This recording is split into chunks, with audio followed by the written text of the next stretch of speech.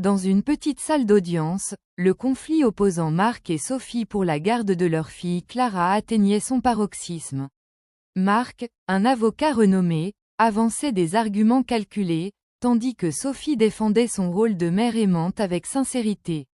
Entre eux, Clara, 10 ans, semblait écrasée par la tension. Alors que le juge écoutait les justifications du père, Clara, soudain, leva la main. D'une voix tremblante, elle interrompit les débats. « Papaman », ce fut une déclaration choquante. Ce que la fillette allait révéler ne changerait pas seulement le cours de l'audience, mais bouleverserait également la vie de tous les présents.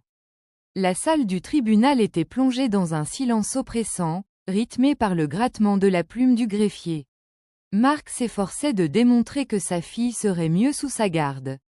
Il évoquait son métier stable, sa maison spacieuse, et critiquait Sophie pour son incapacité à offrir les mêmes avantages matériels. Sophie, elle, parlait avec le cœur, rappelant au juge que l'argent ne remplaçait pas l'amour et l'attention qu'elle consacrait à Clara. Assise au milieu, Clara triturait nerveusement un bracelet à son poignet. Elle se sentait perdue entre ses deux parents. Leur querelle avait transformé son monde en un champ de bataille émotionnelle. Alors que Marc continuait à parler, Clara leva la main, tremblante. Le juge l'observa avec surprise. « Tu veux dire quelque chose, Clara » demanda-t-il avec douceur. D'une voix hésitante, elle lâcha « Papaman ». Cette simple phrase suspendit le temps dans la pièce.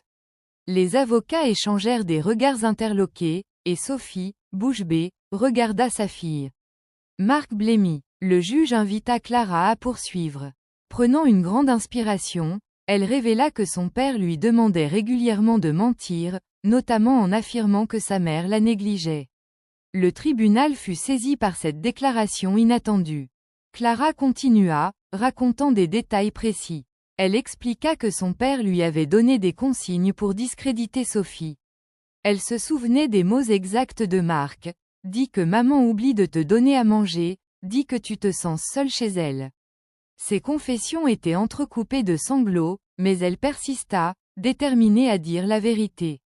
Sophie, abasourdie, éclata en larmes, tandis que Marc tentait de minimiser les propos de sa fille. « Elle ne comprend pas, elle est influencée par sa mère », s'écria-t-il. Mais l'expression impassible du juge indiquait qu'il prenait la déclaration de Clara au sérieux. Après la pause, Sophie, toujours sous le choc, sortit un petit carnet de sa sacoche. C'était le journal intime de Clara, qu'elle avait trouvé par hasard. « Je ne voulais pas le lire,